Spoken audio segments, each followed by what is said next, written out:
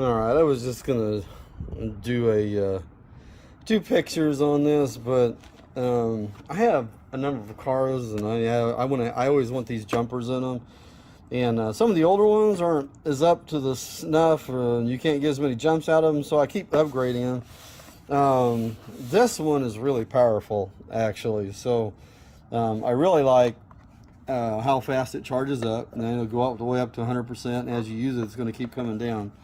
So these, I really like how these jaws are set up. For one thing, these are heavy duty. Much better than the ones I had before. This one has more teeth. You can actually crimp onto stuff a little better with it, is what I think. And they're a little stiffer, so they're going to hold. I mean, they're rugged too. I like those. So anyway, it has a much bigger light in the front of this one, which I've used as just the light in itself, and it's bright. And there you have your outputs. You want to plug in something that what are those devices? I can't even think what they're called, but anyway, I don't use it. I do use the USB though. And on the bottom, so I'm trying to get out here, this has the C, which is your input, and then you have another USB out there for your output. So there's a couple of them all at one time. But the one thing I really like is how rugged this is. These are so heavy duty, and to pull these out, I'm gonna pull it out here. These are huge. I mean, they really clamp on. And I'm not sure if my last one didn't get a little bit weak.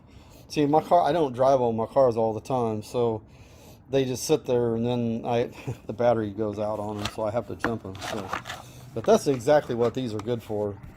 As long as the battery is completely wiped out and dead, needing a new battery, this thing will jump it. It does. I have a massive.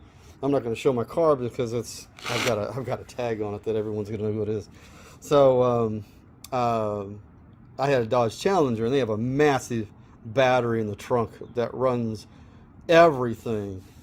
I mean, it has a massive onboard computer system and everything. I mean, it's totally off the wall.